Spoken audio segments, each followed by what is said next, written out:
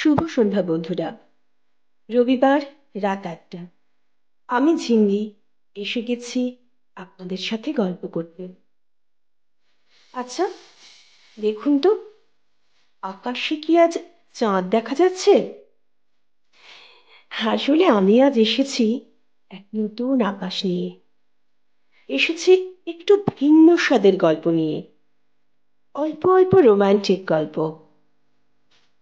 শাশ্বতী নন্দীর লেখা নতুন আকাশ। আজকের গল্পের নাম নতুন আকাশ। কাঁধে একটা শান্তিনিকেতনের ঝোলা, কানে ইয়ারফোন, মাথা দোলাতে দোলাতে ডিপার্টমেন্টে ঢুকছে অঙ্কন চক্রবর্তী। হাঁটার ছন্দে ক্যাজুয়াল ভঙ্গি, মুখটাও বেশ হাসি হাসি। ভাবটা এমন যেন সবাই তার কতদিনে চেনা, কিন্তু আজই এই ডিপার্টমেন্টে তার প্রথম দিন। নিখিল আর কাজল ভাগাভাগি করে একটা খবরের কাগজ পড়ছিল। অঙ্কন ওদের দিকে তাকিয়ে একটু কাশি দিল। আচ্ছা ভাই, ম্যাডাম মণিদীপা কোথায় বসেন? নিখিল চোখ না সরিয়েই আঙুল তুলে ডান দিকে দেখালো, ওই দিকে। কাজলের দৃষ্টি কিন্তু থমকে রইল তার দিকে। রিভলভিং চেয়ারটা বো করে এক পা ঘুরিয়ে নিল মণিদীপা, মানে মণিদীপা লাহিড়ী, ডিপার্টমেন্টাল ইনচার্জ। বয়স 28 কি 29, সদ্য MBA পাস আউট, কিন্তু কোম্পানিতে এন্ট্রি নিয়েই একেবারে মগডাল ছুঁই করছে। অঙ্কন চক্রবর্তী সামনে এসে দাঁড়াতেই বলে, ইয়েস, কিছু বলবেন? হ্যাঁ, মানে অঙ্কন কথা আচ্ছয়। মণিদীপাকে দেখে সে আড়ষ্ট, যেন জিভে কেউ ফেভিকল চিপকে দিয়েছে। হ্যাঁ বলুন, মণিদীপা চোখ তুলে প্রশ্ন করে। দৃষ্টি কত ধারালো মেয়েটির, যেন ভেতর পর্যন্ত দেখে নিচ্ছে। অঙ্কন নিজের চোখ নামিয়ে নেয়। ডাক সাইডে সুন্দরী না হলেও তার মধ্যে একটা আলো আলো ভাব আছে। অঙ্কনকে স্থানুর মতো দাঁড়াতে দেখে মণিদীপা একটু বিরক্ত। আপনি কাকে খুঁজছেন? আপনাকে। কিভাবে যে মুখ থেকে বেরিয়ে এলো কথাটা।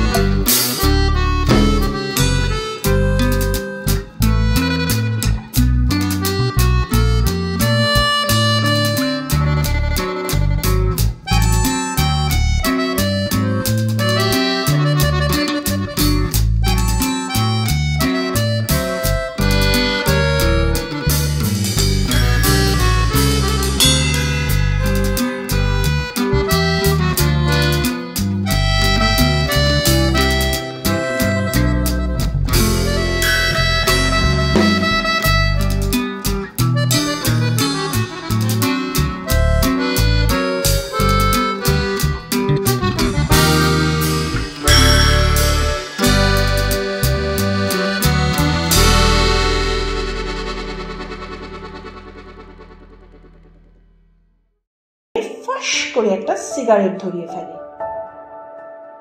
সঙ্গে সঙ্গে মণিদীপা নিজের সিট থেকে মাথা নাচালো। মিস্টার চক্রবর্তী, স্মোকিং জোনটা বাইরে।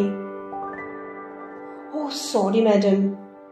ওকে ওকে, একটু হাসলো মণিদীপা। আজ আপনার প্রথম দিন তাই ছাড় পেলেন, বাট নেক্সট ডে। কিন্তু নেক্সট ডে অঙ্কন চক্রবর্তীর আর দেখাই মিলল না, এবং পরপর 3 দিন সে বিনা নোটিসে বেপাত্তা। বাবু এলেন চতুর্থ দিন, মুখ অতিরিক্ত গম্ভীর। নিজের সিটে বসে বিন্দু মাত্র সময় নষ্ট না করে একেবারে ঘাড় গুঁজে দিয়েছে ফাইলের গাদায়, এবং ঘন্টা কয়েকের মধ্যে টেবিল পরিষ্কার। 100 ফাইলের মধ্যে 90টাই ডিসপোজড, খালাস।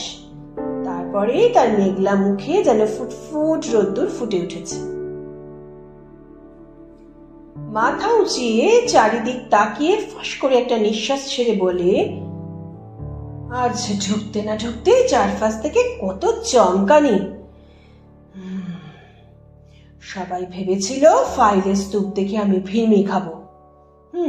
বাবা, এই অঙ্কন চক্রবর্তী একজন চ্যাম্পিয়ন প্লেয়ার, একে খেলানোর মতো এত বড় মাঠ এখনো তৈরি হয়নি।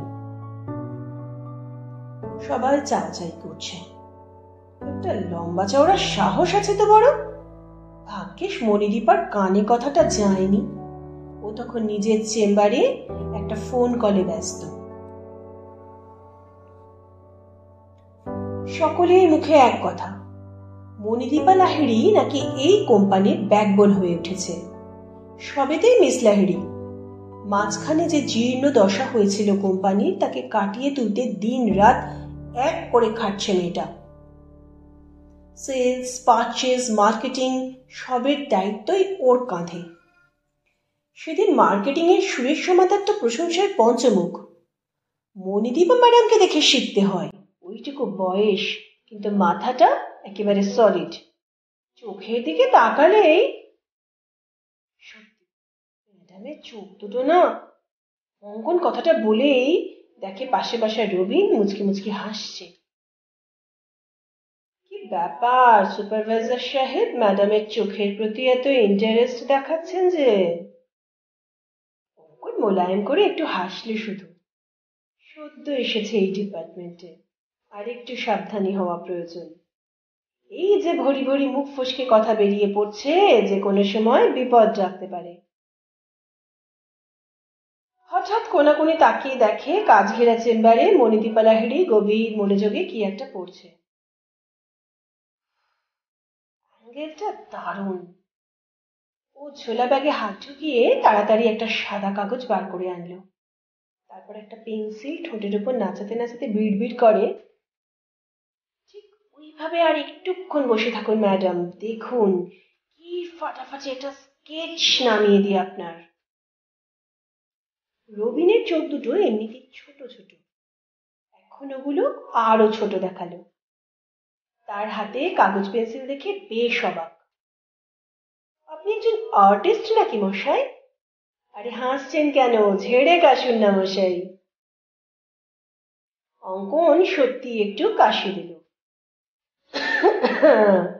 আর্টিস্ট হতে পেরেছি কিনা জানি না, তবে আঁকতে ভারী ভালোবাসি। পেটের দায়ে চাকরি করতে বেরোনো, বুঝলেন তো। ট্যাঁকের জোর থাকলে সারাদিন রং তুলি হাতে নিয়ে বসে থাকতাম।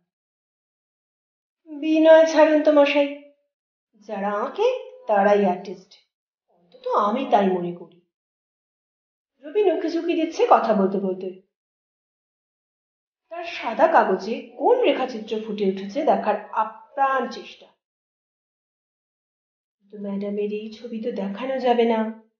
অঙ্কন কাগজটা মুড়ে ঝোলায় পুরে নিল। হঠাৎ সেই মেয়েটার কথা মনে পড়ল। 3 দিন আগেও ফোন করেছিল, আগে প্রায় করত, এখন কম। হয়তো তার মধ্যে নিষ্ক্রিয়তা দেখেই। কোনো একটা এক্সিবিশনে তার একটা ছবি দেখে নাকি পাগল, নম্বর জোগাড় করে প্রায় প্রায় ফোন করে। অঙ্কনের আরো ছবি দেখতে চায়, কিনতে চায়, একদিন দেখা করতে চায়। সেক্টর 5-এ চাকরি করে, ইঞ্জিনিয়ার মেয়ে। প্রথম প্রথম একটু আগ্রহ দেখিয়েছিল সেও, পরে করে ইচ্ছেটা নিয়ে এসেছে, কেন কে জানে। পারচেজ ডিপার্টমেন্ট এখন সরগরম, নিত্য নতুন ঘটনা ঘটেই চলেছে সেখানে। অঙ্কন সেই যে 90খানা ফাইল একসঙ্গে ছেড়েছিল তা নিয়ে বিস্তর কমপ্লেইন বেরোলো কদিন পরে। রামেরটা নাকি শ্যামের ঘাড়ে ফেলে দিয়েছে, আবার কোনো জায়গায় আরো সাংঘাতিক সব কেলো। পারচেজ অর্ডার ফর্মের সাদা জায়গাগুলোতে ছোট করে একটা স্কেচ টানা। ফাইল সই করতে গিয়ে মাথায় আকাশ ভেঙে পড়ল মণিদীপার। এসব কি? সঙ্গে সঙ্গে নিজের চেম্বারে অঙ্কনকে তলব। ও ঢুকতেই ফাইলের পর ফাইল খুলে মুখের সামনে ছড়িয়ে দিতে থাকে। Are you crazy? অফিসের ফাইলে কাটাকুটি খেলেছেন? অঙ্কন ফাইলে ঝুঁকে পড়ে দেখছে, মনে মনে একটা হাসি চাপল। এই মেয়ে যত ডিগ্রিধারী হোক, আঁকাঝোঁকাই করলাম, এগুলো থোড়ি কাটাকুটি খেলা। কি সুন্দর এক একটা ছবি। তবে মুখে কিছু বলল না। ম্যাডাম যেভাবে 440 ভোল্ট হয়ে আছে, একজন সুপারভাইজার কোথায় অন্যের ভুল চুক ধরবেন আর নিজেই কি হবে বলুন তো? মণিদীপা ভেঙে দুটুকরো। পারচেজ অর্ডার গুলো এভাবে ক্যান্সেল হয়ে যাবার মানে বুঝতে পারছেন? গোটা প্রসেসটা ধস নামলো। র মেটেরিয়াল আর এই মুহূর্তে কেনা যাবে না, তার ফলে ফ্যাক্টরিতে প্রোডাকশনে আপাতত স্টপ। অবস্থাটা একবার আঁচ করুন। এবার আমি উপরওয়ালাদের কি জবাব দেব? বলতে মণিদীপা হাঁপাচ্ছে, ঠোঁটের উপরে বিন্দু বিন্দু ঘাম। আশ্চর্য, কত তিরস্কারেও অঙ্কনের হেলদোল নেই। তার চোখে মুগ্ধতা। মণিদীপার ঠোঁটের উপর যেন শিশির ফোঁটা। মিনমিন করে বলল, কাগজের পেন হবে ম্যাডাম, ঠিক আছে। কেন, আবার ছবি আঁকবেন? মণিদীপা রাগে ফুঁসছে। অঙ্কন আমতা আমতা করে বলেন, না, ভাবছিলাম রাত ভোর খেটে যদি নতুন করে পারচেজ অর্ডারগুলো জেনারেট করা যায়, একবার চেষ্টা করে দেখব। নিজের কানকে যেন বিশ্বাস করতে পারলো না মণিদীপা। পিটপিট করে তাকালো কয়েকবার, তারপর গলায় বেশ দোলাচলের মধ্যে বলে, পারবেন? তাহলে এই ভরাডুবি এভাবে বলবেন না ম্যাডাম, অবশ্যই পারবো। আর আপনি কিছু অর্ডার করলে আমি তা করবই। যদি বলেন এক ছুটে এভারেস্টও ছুঁয়ে আসতে পারি, যদি বলেন এক ছুটে এভারেস্টও ছুঁয়ে আসতে পারি। কারণ কি বলছেন ঠিক বুঝলাম না। বললাম যে পারবো ম্যাডাম, পারবো। ডান। অঙ্কন একটা বুড়ো আঙুল তুলে দেখালো, শুধু 2 দিন সময় দিন আমাকে, আমার ভুল আমিই শোধরাবো। মেঘলা আকাশ, ঝড় তুফান কিছুতেই সহ্য করতে পারে না অঙ্কন। সে রোদের প্রেমিক, কিন্তু সেই সেক্টর 5-এর ইঞ্জিনিয়ার, তার নাকি ঝড় খুব প্রিয়। একটা ঝড়ের ছবি চাই বলে বায়না ধরেছে কবে থেকে। কি জ্বালা! অঙ্কন বোঝাবার চেষ্টা করে ঝড় মানেই একটা লন্ডভন্ড সময়, এক গরিব চাষির ঘর ভেঙে যাওয়া, চাষি বউয়ের পরিপাটি সংসারের খড়কুটো বালি হয়ে যাওয়া। মেয়ে অবুঝ, তার আজকাল সন্দেহ হচ্ছে ওর জীবনে নিশ্চয়ই কোনো ঝড় ঝঞ্ঝার রাত এসেছে। 48 ঘন্টা সময় চেয়ে নিয়েছিল সে মণিদীপার কাছে, কিন্তু 24 ঘন্টার মধ্যে সে নিখুঁত নির্ভুল ভাবে পারচেজ অর্ডার গুলো নতুন করে তৈরি করে দিল। মণিদীপার তখন রোদ্দুর ভরা মুখ। কি পুরস্কার চান বলুন? অঙ্কন গদগদ। Nothing madam, nothing. আপনার মুখে আবার সেই মিষ্টি হাসিটা ফিরে এসেছে, তাই আমার রিওয়ার্ড। বলেই মনে মনে জিভ কেটে ফেললো, সিরেছে, আবার লুজ বল খেললো। হাফ ইয়ারলি ক্লোজিং এ অভূতপূর্ব ফল করলো কোম্পানি। অঙ্কনের অঙ্কনের এখন ছবি আঁকার শখ সব মাথায় উঠেছে। রাত দিন শুধু ফাইলের গাদায় পড়ে আছে। রবিন বলে ইয়ার এন্ডিং আসছে না, প্রমোশনের জন্য এখন থেকে গুটি সাজাচ্ছে। পাশ থেকে অমনি একজন চাপা গলায় বলে, ভুল, মনিদীপা MBA করা মেয়ে, ইউজ অ্যান্ড থ্রোতে বিশ্বাসী, প্রোডাকশনের ধাক্কাটা তুলে নিয়েই ঠিক টাইমে ল্যাং মেরে দেবে।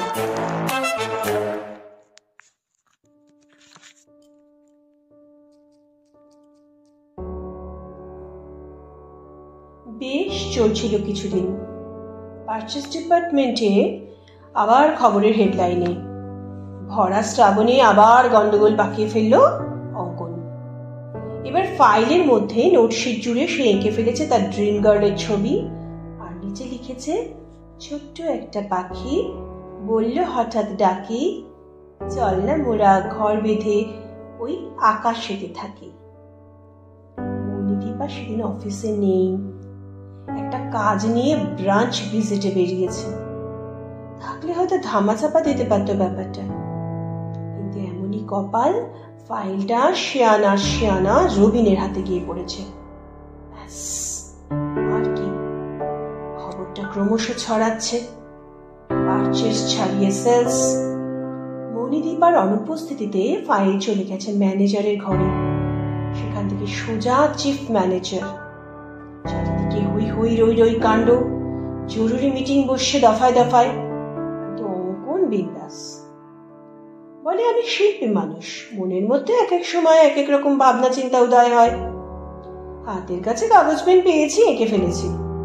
অবশ্য অফিসিয়াল পেপারে অমন করাটা ঠিক হয়নি, কই বাত নেই, অ্যাপোলজি চেয়ে নেব। রবিন বলে, আস্ত শয়তান, ভাঙবে তবু মচকাবে না। ও আসলে মনিদীপার জন্য ওয়েট করছে, যদি সে এবারও বাঁচিয়ে দেয়। বেলা 1টা নাগাদ অফিসের সাদা গাড়ি থেকে হনহন করে নেমে এলো মনিদীপা লাহিড়ী। একটু বিধ্বস্ত চেহারা, বোঝাই যাচ্ছে সারাদিন ঘোরাঘুরি করে ক্লান্ত। তবে জরুরি তলবেই যে সে তড়িঘড়ি চলে এসেছে এটা বোঝা যাচ্ছে। পারচেস ডিপার্টমেন্টের সামনে দিয়ে যাওয়ার সময় তার দিকে একবার চাইল, চোখে দাও দাও আগুন। রবিন বলে, এবার খেলা জমবে। সত্যি এখন চুপসে গেছে, নিজের সিটে বসে এক মনে বীর জানছে। সিগারেটের স্টক বোধহয় শেষ। সকাল থেকে টেনশন, 4টে নাগাদ সব টেনশনের অবসান। একটা কাজের চিঠি ধরানো হলো অঙ্কনকে। ও হতভম্ব। চিঠিটা হাতে নিয়ে গুটি গুটি মনিদীপার ঘরের দিকে এগোনোর চেষ্টা করলো, কিন্তু বাঁশের থেকে কঞ্চি ধরো। দরজা আজকে বলে, আপনার ঢোকার পারমিশন নেই। চরম অপমানিত হয়ে নিজের সিটে ফিরে এলো। অন্যমনস্ক চোখ হঠাৎ লক্ষ্য করে আকাশ ভর্তি ছাই রঙের ঝড়ের মেঘ এলোপাথারি টহল দিচ্ছে। পাখিগুলো ঊর্ধ্বশ্বাসে ঘরে ফিরতে চাইছে, যেন আগাম ঝড়ের খবর আছে তাদের কাছে। ও মোবাইল খুলে নম্বর টিপল।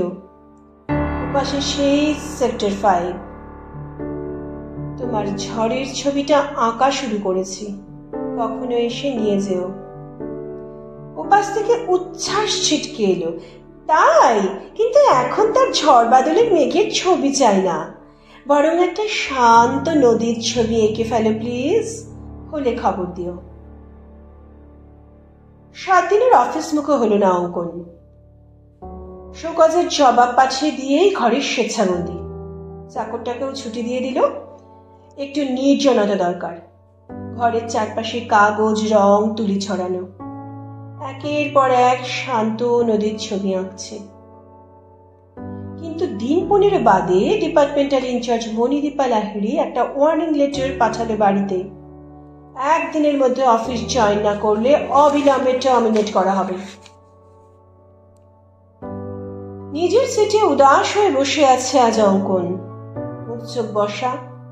রবিন নিখিল ঠেস দিয়ে অনেক কথা শোনালো, সে নিরুত্তর, চোখে শূন্য দৃষ্টি। বেলা 12টায় চিফ ম্যানেজারের খাস পিয়ন সামনে এসে দাঁড়ালো। অঙ্কন চক্রবর্তী, আপনাকে কনফারেন্স রুমে এক্ষুনি যেতে বলা হয়েছে। আসছি। যাওয়ার আগে সে 1 বোতল জল পুরো গলায় ঢেলে নিল। সকাল থেকে জিভ শুকনো। কনফারেন্স রুমে ঢুকতেই দেখে কোম্পানির সব বড় বড় মাথা, মাঝখানে মণিদীপা। এদিকে মিটিং রুমের বাইরে কৌতূহলীদের ভিড়। 1 ঘন্টা কেটে গেছে, মিটিং তবু ভাঙে না। রবিনের অবস্থা বেশ খারাপ, পা কোমরে টনটনে ব্যথা, তবু দরজার বাইরে ঠায় দাঁড়িয়ে। ফাইনাল খবরটা না পাওয়া পর্যন্ত শান্তি নেই।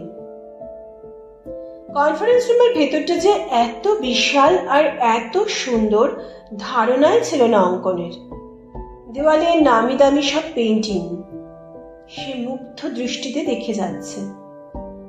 হঠাৎ একটা ছবির দিকে দৃষ্টি গেঁথে গেল। বিশাল নীল আকাশ, তার মধ্যে একটা পাখি মন্থর ভাবে ভেসে যাচ্ছে। বিন্দুর মতো দেখাচ্ছে পাখিটাকে। মনের মধ্যে একটা খচখচানি শুরু হলো। ওই একলা পাখিটাকে কেন যেন বড্ড দুঃখী মনে হচ্ছে। ওর কি সাথী হারিয়েছে মেঘের ভিতর? পাক্কা 1 ঘন্টা কনফারেন্স রুমের ভেতর যেন টর্নেডো বয়ে গেল। চিফ ম্যানেজারের চোখ মুখ হিংস্র, যেন কতদিনের উপসী পেট ছিঁড়ে খেয়ে নেবে অঙ্কন চক্রবর্তীকে। 1-এর পর 1 অভিযোগ আনছে তার বিরুদ্ধে। কিন্তু সে স্ট্যাচু, নিজেকে রক্ষার কোনো প্রচেষ্টাই নেই। এক দৃষ্টে শুধু একলা পাখিকে দেখে যাচ্ছে। 1 নাগাড়ে কথা বলার পর ম্যানেজার সাহেব বোধহয় একটু দম নিতে থামলেন। মণিদীপা সেই সুযোগে গলা ছেড়ে বলে উঠল, এক্সকিউজ মি স্যার, মিস্টার চক্রবর্তীর ব্যাপারে আমার একটা প্রপোজাল আছে, প্লেস করতে পারি? বলো। I am fed up with this man. ভদ্রলোক দুহাত দুদিকে ছড়িয়ে বলেন। অঙ্কন আস্তে আস্তে মাথা তুলল। ওই একলা পাখিটাকে কিছুতেই আর একলা নিঃসঙ্গ দেখতে ইচ্ছে করছে না। হাতের অন্তরি থাকলে ওর একটা জুটি এঁকে দেওয়া যেত এক্ষুনি। মণিদীপা বলতে শুরু করে, স্যার, মিস্টার চক্রবর্তী যা করেছেন তাতে তার নেগলিজেন্স অফ ডিউটি অর্থাৎ কর্তব্যকর্মে অবহেলার পরিচয় মেলে। কিন্তু আমার মনে হয় কাজটা করে উনি নিজেও খুব অনুতপ্ত। এবারের মতো কি ওকে এক্সকিউজ করে দেওয়া যায়? আর একটা কথা, যেহেতু উনি একজন শিল্পী মানুষ, ওকে এই পারচেজ অর্ডার, চালান, ইনভয়েসের জঞ্জালে না ফেলে রেখে আমাদের ডিজাইনিং সেকশনে পাঠিয়ে দেওয়া হোক। যদিও সেখানে ইনস্ট্রুমেন্ট ডিজাইনিং এর কাজে বেশি, স্টিল তার হাতে কাগজ আর পেন্সিলটা তো থাকবে। চিফ ম্যানেজার হঠাৎ চেয়ার ছেড়ে উঠে দাঁড়ালেন। যা ভালো বোঝো করো, আমার একটা আর্জেন্ট কাজ আছে, উঠছি। তবে অ্যাপোলজি চেয়ে ওকে কিন্তু একটা লিখিত দিতে হবে আজই।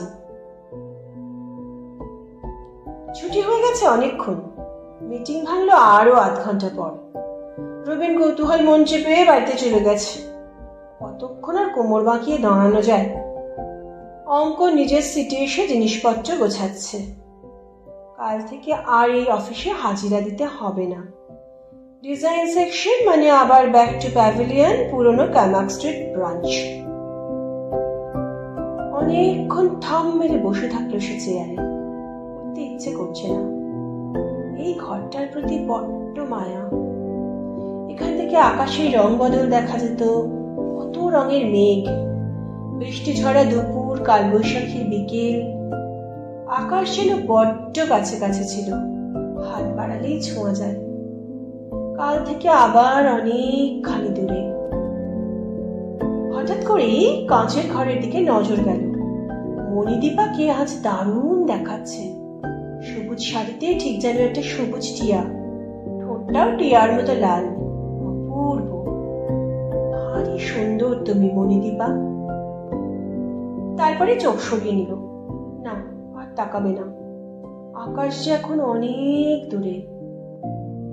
হঠাৎ মণিদীপা নিজের চেম্বার থেকে বেরিয়ে আসে।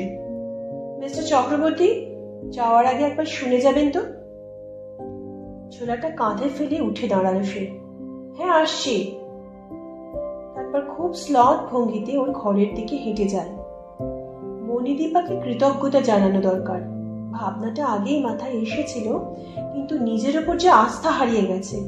যদি আবার সে কোনো বেহিসেবিপনা করে বসে। ওর ঘরে ঢুকে দুহাত জোড়া করে